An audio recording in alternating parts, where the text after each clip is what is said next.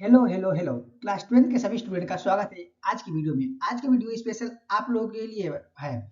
जो बच्चे आज तक अभी क्लास 12 की इलेक्ट्रोकेमिस्ट्री कुछ नहीं पढ़े हैं वह उनके लिए भी ये वीडियो बहुत ही इंपॉर्टेंट होने वाला है, और जो कुछ पढ़े हैं उनके लिए तो ये वीडियो रामबाण है। ठीक है, बोर्ड एग्जाम में फुल मार्क्स पाना है इलेक्ट्रोकेमिस्ट्री में, तो ये वीडियो अंत तक जरूर देखिएगा। ठीक है, क्योंकि इस वीडियो में numerical, nurse equations, anode, cathode की पूरी जानकारी बिल्कुल सिंपल लैंग्वेज में दी गई है, इसलिए वीडियो को अंत तक जरूर देखिए और वीडियो को लाइक करके चैनल को सब्सक्राइब कर ले, क्योंकि ऐसे बोर्ड एग्जाम के महत्वपूर्ण प्रश्नों का अध्यायवार यानी कि चैप्टर वाइज चैप्टर वीडियो इस चैनल पर आता रहता है। ठीक है, इसलिए वीडियो को लाइक करके चैनल सब्सक्राइब कर लें और बेल आइकन को जरूर क्लिक कर लें।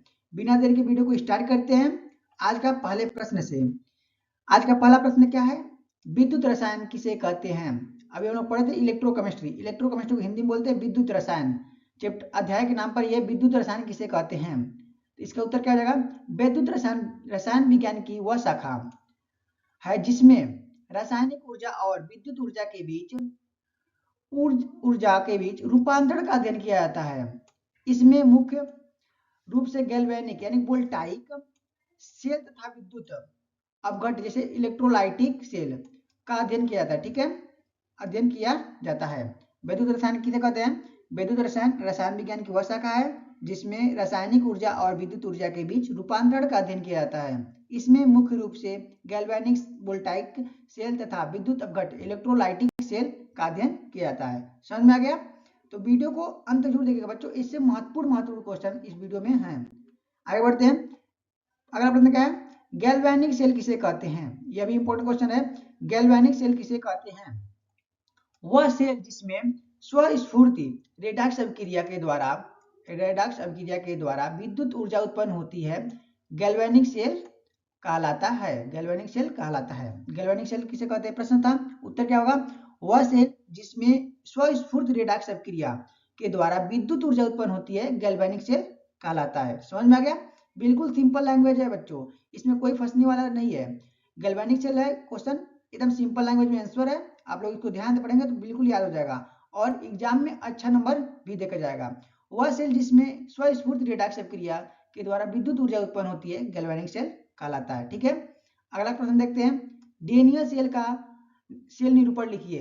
डेनियल सेल का सेल निरूपण लिखना है, ये इंपॉर्टेंट क्वेश्चन है और कई एग्जामों में न्यूमेरिकल में भी न्यूमेरिकल एमसीक्यू क्वेश्चन में आता है। ठीक है ना, डेनियल सेल का निरूपण एमसीक्यू क्वेश्चन है, एक नंबर के क्वेश्चन में आता है। तो डेनियल सेल का इक्वेशन क्या रहेगा? जेडन एक्स लेस जेडन पर 2 पॉजिटिव चार्ज, डबल स्लैश के बाद कॉपर के बाद 2 पॉजिटिव चार्ज और पर स्लैश और कॉपर। ठीक है, तो एक इस इक्वेशन याद कर लीजिएगा आप लोग। डेनियल सेल का सेल निरूपण यही है। ठीक है, आप लोग याद कर लेंगे ना? चलिए आगे बढ़ते हैं। अगला प्रश्न क्या है? गैल्वेनिक सेल में एनोड और कैथोड पर होने वाली अभिक्रियाएं लिखिए। होने वाली अभिक्रियाएं लिखिए। आप लोग 10-15 लाइन लिख देते हैं, पता नहीं क्या लिखते हैं। अरे क्या जो मेन इंपॉर्टेंट चीज है वो लिखिए ना, पहले वो याद होना चाहिए ना। गैल्वेनिक सेल में एनोड और कैथोड पर होने वाली अभिक्रिया लिखना है। आपको ये पता ही नहीं है कि एनोड पर किस प्रकार की अभिक्रिया होती है और कैथोड पर किस प्रकार की अभिक्रिया होती है, तो आंसर क्या लिखेंगे? बना के लिखने से क्या नंबर ही मिल जाएगा? सही लिखेंगे तब ना नंबर मिलेगा। तो देखिए, एनोड यानी एनोड पे कौन सी अभिक्रिया होती है? ऑक्सीकरण की। ऑक्सीकरण क्या होता है? जिसमें से इलेक्ट्रॉन जाते हैं, जिसमें से इलेक्ट्रॉन जाते हैं यानी कि इलेक्ट्रॉन दाता होता है, जिसमें इलेक्ट्रॉन दाता हो ऑक्सीजन जुड़े और इलेक्ट्रॉन का त्याग हो, ऑक्सीकरण प्रक्रिया होती है। तो गैल्वेनिक सेल में एनोड पर ऑक्सीकरण होता है, जो जिसका इक्वेशन ये रहा। ठीक है, आप लोग देख लीजिएगा। और कैथोड पर अपचयन होता है यानी कि जिसमें इलेक्ट्रॉन आते हैं यानी कि इलेक्ट्रॉन ग्रहण करता है, उसका इक्वेशन ये रहा। ठीक है, तो आप लोग सिंपल भाषा समझ लेंगे ना। एनोड पर क्या होता है? ऑक्सीकरण होता है और कैथोड पर क्या होता है? अपचयन होता है। समझ में आ गया? आगे बढ़ते हैं। इलेक्ट्रॉनों का प्रवाह किस दिशा में होता है? इंपॉर्टेंट क्वेश्चन है, कई बार पूछ लिया जाता है। इलेक्ट्रॉनों का प्रवाह किस दिशा में होता है? और बहुत बच्चे इसको गलत भी कर देते हैं। इतना सिंपल सवाल, इसको कोई गलत क्यों करते हैं पता नहीं। इलेक्ट्रॉनों का प्रवाह, इलेक्ट्रॉनों का प्रवाह शायद एनोड से कैथोड की ओर होती है। एनोड से शायद कैथोड की ओर होती है यानी कि पॉजिटिव चार्ज टर्मिनल से निगेटिव टर्मिनल की ओर होती है। ठीक है, चलिए आगे बढ़ते हैं। इलेक्ट्रोड विभव, इसको स्टार बना लीजिए सब लोग, ये इंपॉर्टेंट क्वेश्चन है। एग्जाम के point of view very very important question है। इलेक्ट्रोड विभव क्या है? किसी इलेक्ट्रोड की इलेक्ट्रॉन खोने या ग्रहण किसी इलेक्ट्रोड की इलेक्ट्रॉन खोने या ग्रहण करने की प्रवृत्ति को इलेक्ट्रोड विभव कहते हैं। सिंपल लैंग्वेज में, इतना सिंपल लैंग्वेज में आपको कहीं भी आंसर नहीं मिलेगा इलेक्ट्रोड विभव का। किसी इलेक्ट्रोड की इलेक्ट्रॉन खोने या ग्रहण करने की प्रवृत्ति को इलेक्ट्रोड विभव कहते हैं। अब इसके आगे कुछ बना के लिखिए ना, एग्जामिनर 2 ही लाइन पढ़ता है, बस इतना पड़ेगा कि इलेक्ट्रोड विभव क्या होता है। आपने 2 लाइन ही एकदम परफेक्ट, उसकी 2 लाइन में ही पूरे क्वेश्चन का जो सार होता है लिख कर रख दिया है। किसी इलेक्ट्रोड की इलेक्ट्रॉन खोने या ग्रहण करने की प्रवृत्ति को इलेक्ट्रोड विभव कहते हैं। तो नंबर तो देना ही पड़ेगा एग्जामिनर को। जब क्वेश्चन का आंसर सही है तो नंबर तो देना ही देना है। जब सही लिखेंगे तो नंबर मिलेगा ही मिलेगा। ठीक है, अगला प्रश्न देखते हैं। मानक इलेक्ट्रोड विभव की परिभाषा दीजिए। हर एग्जाम में, एग्जाम के हर सीट में लगभग मानक इलेक्ट्रोड विभव कंपल्सरी है आता है। ठीक है, एग्जाम के हर सेट में मानक इलेक्ट्रोड विभव कंपल्सरी है आता है। ठीक है, इसको जरूर से याद कर लीजिएगा आप लोग। उत्तर क्या है, एक मोल सांद्रता को 1 मोल एटमॉस्फेरिक प्रेशर तथा 298 केल्विन तापमान पर मापा गया इलेक्ट्रोड विभव मानक इलेक्ट्रोड विभव कहलाता है। मानक इलेक्ट्रोड विभव कहलाता है। इसमें आप चाहेंगे तो एक लाइन और बढ़ा लीजिएगा, इसे ई नॉट से प्रदर्शित करते हैं। इसे गोला बना लीजिएगा उसको, इसे ई नॉट से प्रदर्शित करते हैं। ठीक है, ई नॉट, ई पावर गोला। ठीक है, नॉट का पावर वही होता है। तो मानक इलेक्ट्रोड विभव की परिभाषा क्या होती है, 1 मोल सांद्रता 1 एटमॉस्फेरिक प्रेशर तथा 298 केल्विन तापमान पर मापा गया इलेक्ट्रोड विभव मानक इलेक्ट्रोड विभव कहलाता है। ठीक है, समझ में गया। इसे ई नॉट से प्रदर्शित करते हैं। इतना सिंपल लैंग्वेज में आपको कहीं नहीं मिलेगा, याद कर लीजिए ध्यान से। आगे बढ़ते हैं। सेल का विद्युत वाहक बल, यह भी इंपॉर्टेंट क्वेश्चन है। देखो बच्चों, जो भी क्वेश्चन लाए हैं वो एग्जाम की point of view very very important question है। ठीक है, तो आप यह गलती कभी मत कीजिएगा कि वीडियो को स्किप करके चले जाइए, क्योंकि इसके अलग से कुछ आने वाला नहीं है। इलेक्ट्रोकेमिस्ट्री में इसके अलग से कुछ आने वाला नहीं है। न्यूमेरिकल भी लाया हूँ, लास्ट में हम न्यूमेरिकल भी कराएंगे एक, जो एग्जाम में कई बार पूछ चुका है, वैसा ही न्यूमेरिकल, जिससे अगर एक्स्ट्रा न्यूमेरिकल आ गए तो वो सॉल्व हो सके। सेल का विद्युत वाहक बल ईएमएफ क्या है, ईएमएफ क्या है, विद्युत वाहक बल क्या है, यानी कि ईएमएफ का फुल फॉर्म क्या होता है, इलेक्ट्रोमोटिव फोर्स। ठीक है, इलेक्ट्रोमोटिव फोर्स क्या होता है, उत्तर देखिए। सेल के दोनों इलेक्ट्रोडों के विभव के अंतर को सेल का विद्युत वाहक बल या ईएमएफ कहते हैं। सेल के दोनों इलेक्ट्रोडों के विभव के अंतर को सेल का विद्युत वाहक बल या ईएमएफ कहते हैं। ठीक है, समझ में आ गया। एकदम सिंपल लैंग्वेज है ना, तो आप लोग इससे जरूर से याद कर लीजिए। अगला प्रश्न क्या है, सेल ईएमएफ का सूत्र लिखिए। प्रश्न में ये पूछेगा ना, अगर यह प्रश्न नहीं पूछा तब भी आपको यह सूत्र लिखना जरूरी है। यह फार्मूला तो बहुत जरूरी इंपॉर्टेंट है। सेल का मानक इलेक्ट्रोड विभव यानी ई नॉट सेल इक्वल कैथोड का मानक इलेक्ट्रोड विभव यानी ई नॉट कैथोड माइनस एनोड का मानक इलेक्ट्रोड विभव ई नॉट एनोड। ठीक है, यह रहा ईएमएफ का सूत्र, और इस सूत्र को आप लोग क्या कर लिए, जरूर से जरूर याद कर लीजिएगा। इस सूत्र को आप लोग जरूर से जरूर याद कर लीजिएगा, यह बहुत इंपॉर्टेंट सूत्र होने वाला है एग्जाम में। ठीक है, चलिए आगे बढ़ते हैं। ई नॉट सेल यानी कि सेल का मानक इलेक्ट्रोड विभव मान धनात्मक होने का क्या अर्थ है, यानी कि सेल का मानक इलेक्ट्रोड विभव धनात्मक है, इसका क्या अर्थ है।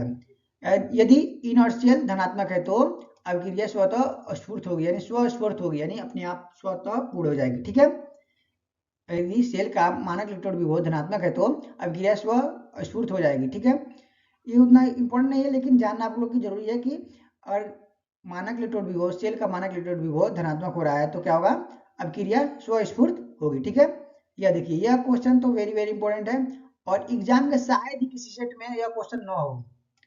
क्लास 12 के केमिस्ट्री के एग्जाम में शायद ही किसी सेट में, शायद गलती से अगर किसी सेट में छूट गया होगा तो नरस्थ समीकरण छूटा होगा, नहीं तो हर एक सेट में नरस्थ समीकरण से एक क्वेश्चन तो कंपल्सरी आता ही आता है। नरस्थ समीकरण से एक क्वेश्चन तो कंपल्सरी ही आता है। नरस्थ समीकरण क्या होता है, 298 केल्विन पर, या तो 298 केल्विन लिखिए या तो 25 डिग्री लिखिए आप लोग, 25 डिग्री सेंटीग्रेड। ठीक है, या तो 298 केल्विन पर लिखिए या तो 25 डिग्री सेंटीग्रेड पर। सेल का विभव 298 केल्विन पर सेल का विभव बराबर होता है का मानक इलेक्ट्रोड विभव माइनस 0.0591 अपान नियन, यानी कि number of electron into log Q. Log Q क्या होता है, क्यू होता है यहाँ पर आपका उत्पादों की सांद्रता, यानी कि अभिक्रिया भागफल। क्यू को क्या बोलते हैं, अभिक्रिया भागफल, यानी कि उत्पादों की सांद्रता। ठीक है, यह रहा नरस्थ इक्वेशन। तो इस इक्वेशन को आप लोग जरूर से जरूर याद करके जाइएगा एग्जाम में।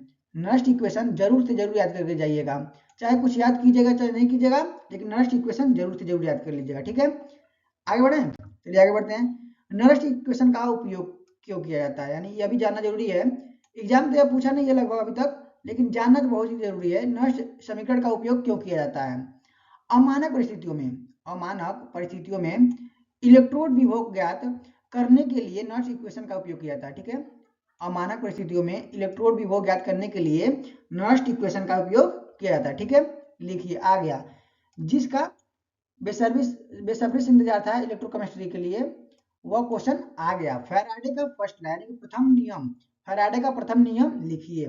इतना इंपॉर्टेंट क्वेश्चन बहुत है, बहुत इंपॉर्टेंट क्वेश्चन है। फैराडे का फर्स्ट लॉ और सेकंड लॉ, फैराडे का प्रथम नियम लिखिए और फैराडे का द्वितीय नियम लिखिए। ये बहुत ही इंपॉर्टेंट क्वेश्चन है। देखते क्या लिखा है, बिल्कुल सिंपल लैंग्वेज में, कोई भी कठिन नहीं, आपको याद करने में कोई दिक्कत नहीं होगा। इलेक्ट्रोड पर निक्षेपित या मुक्त पदार्थ का, इलेक्ट्रोड पर निक्षेपित या मुक्त पदार्थ का द्रव्यमान प्रवाहित विद्युत मात्रा के समानुपाती होती है, प्रवाहित विद्युत मात्रा के समानुपाती होती है। इलेक्ट्रोड पर निक्षेपित या मुक्त पदार्थ का द्रव्यमान प्रवाहित विद्युत मात्रा के समानुपाती होती है। इक्वेशन क्या बनेगा?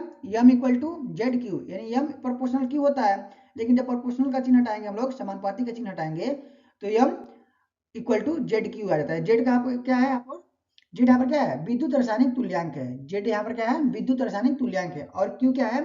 प्रवाहित विद्युत मात्रा है। ठीक है, m तो मास ऑफ इलेक्ट्रॉन यानी mass of material, free electron, mass of free electron. ठीक है, m जो है यहाँ पर, m जो है ना यहाँ पर, m mass of free electron है, और z क्या है? रासायनिक तुल्यांक, विद्युत रासायनिक तुल्यांक है। और q क्या है? q आपका है प्रवाहित विद्युत मात्रा। ठीक है, समझ में आ गया? ये तो फैराडे का नियम आप लोग प्रथम नियम और द्वितीय नियम याद करके जाएगा, क्योंकि इस वीडियो में जो भी क्वेश्चंस लाए हैं वो बहुत ही इंपॉर्टेंट है, और आगे और इंपॉर्टेंट क्वेश्चन बाकी हैं। अभी वो भी देखिए, फैराडे का द्वितीय नियम, ये भी इंपॉर्टेंट क्वेश्चन है, स्टार बना लीजिएगा आप इसको। फैराडे का द्वितीय नियम लिखिए। क्या पूछ रहा है? फैराडे का द्वितीय नियम पूछ रहा है। तो क्या होगा? बिल्कुल सिंपल लैंग्वेज में, समान विद्युत मात्रा से विभिन्न पदार्थों के निक्षेपित द्रव्यमान उनके तुल्यांक भार के समानुपाती होते हैं, उनके तुल्यांक भार के समानुपाती होते हैं। इक्वेशन क्या है? m1/m2, यानी m1/m2 निक्षेपित पदार्थों के द्रव्यमान, m1 m2 क्या है? निक्षेपित पदार्थों के द्रव्यमान, E1/E2 के इक्वल होता है, E1/E2 के इक्वल होता है। आपका भी क्वेश्चन आंसर में कह रहा है समान विद्युत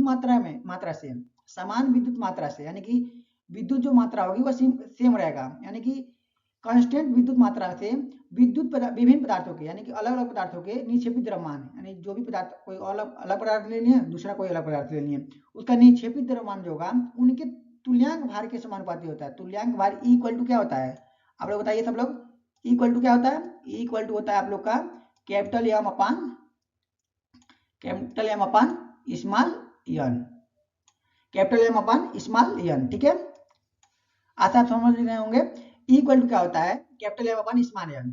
तुल्यांक भार का यही सूत्र है। ठीक है, तो m1 m2 क्या है? निक्षेपित पदार्थों के द्रव्यमान, और E1 E2 क्या है?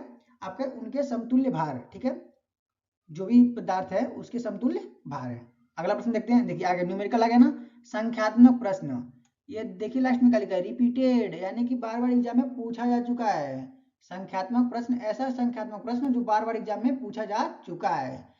क्या प्रश्न क्या कर रहा है? यदि कैथोड का मानक इलेक्ट्रोड विभव प्लस 0.34 वोल्ट है तथा एनोड का मानक इलेक्ट्रोड विभव माइनस 0.76 वोल्ट है, तो सेल का मानक इलेक्ट्रोड विभव ज्ञात कीजिए। अगर इक्वेशन आपको याद है सेल का मानक इलेक्ट्रोड विभव वाला, तो बताइए E naught cell equal to क्या होता है? E naught cell equal to होता है E naught cathode minus E naught anode. उसी तो लगा ना यार, अभी हम लोग जो पहले इसका फार्मूला बताए थे वही तो फार्मूला है, बोले थे तो इसको याद कर लेना, आगे काम आएगा। आगे ना काम, ई नॉट सेल इक्वल टू क्या होता है? 0.34 माइनस, देखो माइनस के साथ है, यहाँ पर जो एनोड का जो था वो माइनस में वोल्टेज था, तो उसको माइनस के साथ लिखेंगे, माइनस 0.76 वोल्ट, तो माइनस माइनस क्या हो जाएगा? प्लस हो जाएगा, तो प्लस 1.10 वोल्ट। ठीक है, इस तरह लगा लेंगे ना, वो बोलते हैं ना फार्मूला इंपॉर्टेंट था, याद कर लीजिएगा, इसको भी याद कर लीजिएगा। चलिए आगे बढ़ते हैं। ऑक्सीकरण और अपचयन में अंतर लिखिए। आप लोग ऑक्सीकरण और अपचयन में अंतर लिखिए। ऑक्सीकरण और अपचयन की परिभाषा तो हम पहले पढ़ाएंगे, ठीक है, आगे पढ़ाएंगे, लेकिन फिलहाल यहाँ पर क्या जानना जरूरी है इलेक्ट्रोकेमिस्ट्री में ऑक्सीकरण और अपचयन से क्या जानना जरूरी है। ऑक्सीकरण अभिक्रिया और अपचयन अभिक्रिया हम आगे पढ़ाएंगे, जो नेक्स्ट चैप्टर में आएगा तो हम पढ़ाएंगे उसको, ठीक है। लेकिन जो इलेक्ट्रोकेमिस्ट्री में आया है ऑक्सीकरण और अपचयन, उसको जानना जरूरी है। ऑक्सीकरण में क्या होता है, इलेक्ट्रॉनों का त्याग होता है, ठीक है। ऑक्सीकरण में क्या होता है, इलेक्ट्रॉनों का त्याग होता है। और अपचयन में क्या होता है, इलेक्ट्रॉन को ग्रहण, यानी इलेक्ट्रॉनों का ग्रहण होता है, ठीक है। तो मेन अंतर यही है कि ऑक्सीकरण में इलेक्ट्रॉनों का त्याग हो, यानी कि ऑक्सीजन इसमें जुड़े, इलेक्ट्रॉन निकलेगा तो मतलब ऑक्सीजन जुड़ेगा। अपचयन में क्या होगा, इलेक्ट्रॉन ग्रहण होगा तो मतलब ऑक्सीजन निकलेगा, ठीक है। आगे बढ़ते हैं। ऑक्सीकरण और अपचयन कहाँ होते हैं, ऑक्सीकरण और अपचयन कहाँ होते हैं। इलेक्ट्रोकेमिस्ट्री में ऑक्सीकरण और अपचयन कहाँ होते हैं, देखिए कहाँ होता है। ऑक्सीकरण कहाँ पर होगा, एनोड पर, यानी कि पॉजिटिव टर्मिनल पर ऑक्सीकरण होगा। और अपचयन कहाँ पर होगा, कैथोड पर, यानी कि निगेटिव टर्मिनल पर अपचयन होगा। और पॉजिटिव टर्मिनल पर क्या हो जाएगा, आपका ऑक्सीकरण। पॉजिटिव टर्मिनल पर क्या हो जाएगा, ऑक्सीकरण हो जाएगा। निगेटिव टर्मिनल पर हो जाएगा कैथोड पर होगा, निगेटिव टर्मिनल पर अपचयन, ठीक है। आगे बढ़ते हैं। इलेक्ट्रोलाइटिक सेल क्या है, अभी हम लोग पढ़े थे ना इलेक्ट्रोकेमिस्ट्री में, पहले रसायन विज्ञान में इलेक्ट्रोलाइटिक सेल पढ़े थे, एक आया था वर्ड इलेक्ट्रोलाइटिक सेल। वह सेल जिसमें विद्युत ऊर्जा की सहायता से, यानी कि विद्युत ऊर्जा की हेल्प से अस्वफूर्त रासायनिक अभिक्रिया कराई जाती है, इलेक्ट्रोलाइटिक सेल कहलाता है, इलेक्ट्रोलाइटिक सेल कहलाता है। इसमें एक वर्ड आ गया अस्वस्फूर्त। अस्वस्फूर्त मतलब होता है अवक्षेपण, क्या होता है, अवक्षेप होता है, लेकिन अवक्षेपण मानते हैं, अवक्षेप होता है। अस्वस्फूर्त का मतलब होता है अवक्षेप। वह सेल जिसमें विद्युत ऊर्जा की सहायता से अवक्षेप रासायनिक अभिक्रिया कराई जाती है, अवक्षेप रासायनिक अभिक्रिया कराई जाती है, इलेक्ट्रोलाइटिक सेल कहलाता है, ठीक है। समझ में आ गया। आगे बढ़ते हैं। गैल्वेनिक सेल और इलेक्ट्रोलाइटिक सेल में अंतर लिखिए। कभी कभी पूछ लेता है 1 नंबर या 2 नंबर में, गैल्वेनिक सेल और इलेक्ट्रोलाइटिक सेल में अंतर लिखिए। गैल्वेनिक सेल में क्या होता है, गैल्वेनिक सेल में क्या होता है, विद्युत ऊर्जा उत्पन्न होती है, पढ़े ना हम लोग। गैल्वेनिक सेल में विद्युत ऊर्जा उत्पन्न होती है स्वस्फूर्त क्रिया के दौरान, स्वस्फूर्त क्रिया के दौरान विद्युत ऊर्जा उत्पन्न होती है गैल्वेनिक सेल में। और इलेक्ट्रोलाइटिक सेल में क्या होता है, विद्युत ऊर्जा खर्च होती है, यानी कि देखिए विद्युत ऊर्जा की सहायता से, ऊपर वाला प्रश्न देखिए, विद्युत ऊर्जा की सहायता से इलेक्ट्रोलाइटिक सेल में विद्युत ऊर्जा खर्च करना पड़ता है, ठीक है, जो क्रिया कराई जाती है, तो यानी खर्च करना पड़ता है। इलेक्ट्रोलाइटिक सेल में विद्युत ऊर्जा को खर्च करना पड़ता है, ये मेन अंतर यही है। आगे बढ़ते हैं। परीक्षा के लिए सबसे महत्वपूर्ण लाइन, स्पेशल एक लाइन आपके लिए बना के रखा है परीक्षा के लिए, क्या है, ई नॉट सेल, यानी कि सेल का मानक इलेक्ट्रोड भी वो E naught cathode minus E naught anode. अगर इसमें साइन गलती हुआ तो नंबर गलत, नंबर कम, खत्म, उस प्रश्न का नंबर मिलेगा ही नहीं। इसमें अगर गलती से भी साइन गलती किए तो नंबर आपको इसमें नहीं मिलेगा, ठीक है। तो इसलिए इस इक्वेशन को आप लोग बढ़िया से याद कीजिएगा। नरस्ट इक्वेशन को इसमें देखिए, जो भी क्वेश्चन थे बहुत ही इंपॉर्टेंट थे। नरस्ट इक्वेशन था वो भी इंपॉर्टेंट था, मानक इलेक्ट्रोड सेल का मानक इलेक्ट्रोड भी वो था, वो भी इंपॉर्टेंट है। और फैराडे का फर्स्ट लॉ इंपॉर्टेंट है ही, और फैराडे का सेकंड लॉ भी इंपॉर्टेंट था, ठीक है।